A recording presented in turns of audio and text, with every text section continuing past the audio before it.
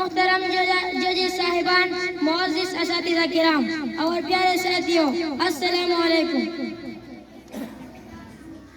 آج مجھے جس موضوع پر لب کشائی کا موقع دیا گیا ہے وہ ہے قومی زبان۔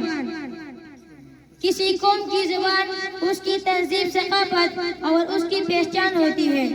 اقوام عالم میں قومی زبان ہمیشہ سے ایک حساس موضوع رہا ہے۔ اکثر اقوام اپنی قومی زبان پر فخر کرتی ہے اور یہ پختہ یقین رکھتی ہے کہ قومی اتحاد اور یکجہتی کے ساتھ ترقی کا ایک اہم ذریعہ قومی زبان میں تعلیم ہے۔ پاکستان کے عوام بھی اس بات پر یقین رکھتے ہیں کہ پاکستان کی سالمیت اور اتحاد کے اہم علامت قومی زبان ہے۔ پاکستان کی قومی زبان اردو اس لیے ہے کہ تحریک پاکستان میں اسلام کے بعد مسلمانان برصغیر کے اتحاد کا سب سے بڑا ذریعہ اردو تھی۔ ابھی باقی ہے تھوڑی سی شرافت،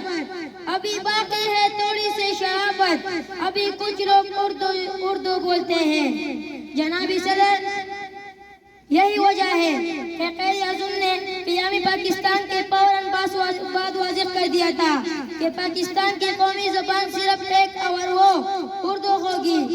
لیکن جناب صدر، برسوں گزر گئے، اردو کو استحقاق نہیں دیا گیا، یعنی سرکاری، دفتری، عدالتی اور تعلیمی زبان کے طور پر اردو کو نافذ نہیں کیا گیا۔ دنیا کے اکثر ممالک اپنی قوم کو تعلیم اپنی زبان میں دیتے ہیں، خاص طور سے ابتدائی تعلیم۔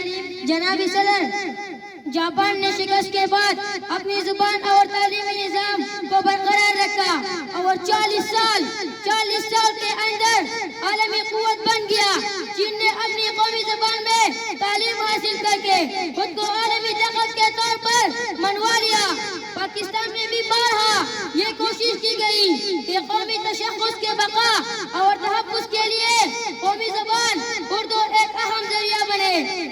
پاکستان کی تمام زبانیں قابل احترام ہیں۔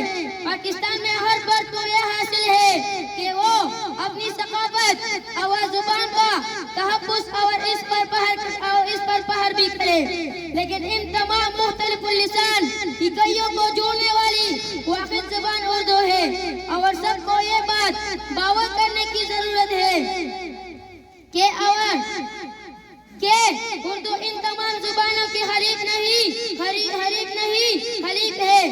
اسی طرح تمام زبانیں بھی اردو کو حریف نہیں، حلیف ہے، اور ہر دو زبانوں کے لیے یہ تعاون و اشتراک ازحد ضروری ہے، کیونکہ قومی زبان ہمیشہ سے ہی قومی یکجہتی کا باعث بنتی ہے۔ اس کے بغیر حقیقی تعلیم اور ترقی کا تصور نہیں کیا جا سکتا۔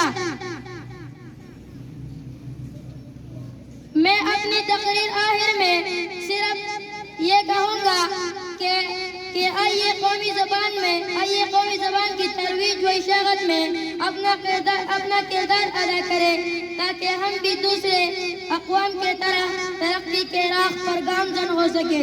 والسلام۔